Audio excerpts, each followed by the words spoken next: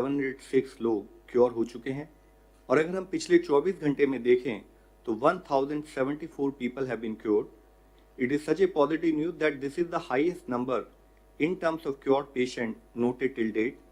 और इसके साथ ही हमारा रिकवरी रेट अब देखें तो है बढ़कर 27.52% हो चुका है।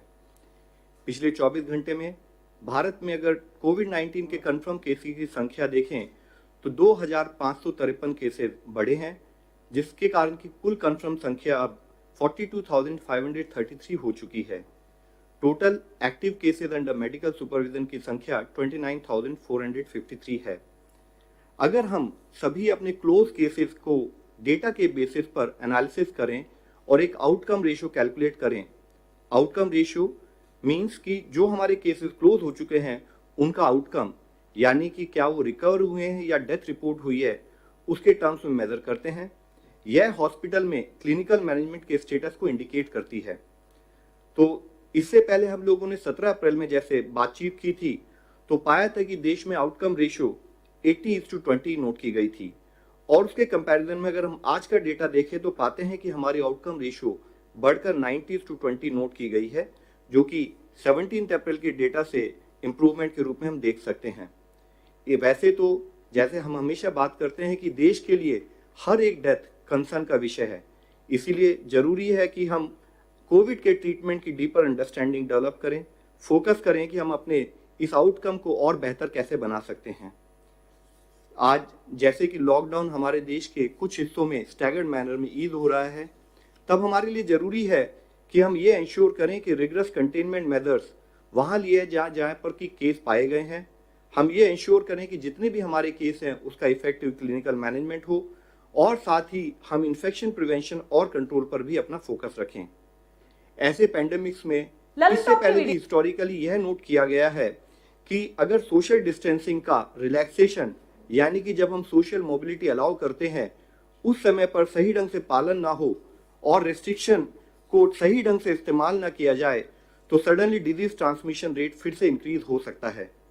इसलिए लॉकडाउन के बेनिफिट्स को बनाए रखने के लिए हमें सबको मिलकर यह इंश्योर करना होगा कि हम सब अपनी सोशल रेस्पॉन्सिबिलिटी को समझें और लॉकडाउन ईज होने के समय पर भी सभी प्रोटोकॉल्स और गाइडलाइंस का डिलीजेंटली पालन करें। There is a very fine line, complacent होंगे तो फिर से केसेस की संख्या बढ़ सकती है। दूसरी ओर जिन जिले में केसेस अभी तक रिपोर्ट नहीं हुए हैं वहां पर अगर केस आएंगे तो वहां पर फिर से रेस्ट्रिक्शन लागू की जा सकती हैं। हम एक नए नॉर्मल में ट्रांजिशन कर रहे हैं। जरूरत है कि हम सब लोग सावधान रहें, सजग रहें और सतर्क रहकर कोविड-19 से निपटने की अपनी तैयारी को इसी स्पीड और मोमेंटम के साथ बढ़ाते रहें। हमें पब्लिक स्पेसेस में कंपल्सरली फेस मास्क या कवर्स को यूज करना है। इवन आउटसाइड कंटेनमेंट जोन में भी हमें सभी प्रिवेंटिव मेजर्स और सरकार द्वारा दिए गए दिशा निर्देश का पालन करना है। इसेंशियल आइटम्स को भी खरीदते समय या कॉमन एरियाज में किसी से मीटिंग करते समय भी जो रिलैक्सेशन वाले एरिया हैं वहां पर भी हम भीड़ भाड़ से बचें। लेटेस्ट फिजिकल डिस्टेंसिंग मेजर्स का पालन करें। हैंड हाइजीन, एनवायरमेंटल हाइजीन और रेस्पिरेटरी हाइजीन जैसे प्रिवेंटिव मेजर्स को हमें डिलीजेंटली फॉलो करने की जरूरत है। जैसे कि माननीय प्रधानमंत्री जी ने कहा है कि जरूरत है कि जान भी है जहान भी है, और उसको सुनिश्चित करने के लिए आज जब हम लॉकडाउन को थोड़ा रिलैक्स कर रहे हैं तो जरूरत है कि हम सब लोग मिलकर इस दिशा में प्रयत्न करें कि हम लॉकडाउन ईज करने के समय पर भी अपनी सोशल रेस्पॉन्सिबिलिटी को समझते हुए इस तरह से इंश्योर करें कि केसेस की संख्या ना बढ़े।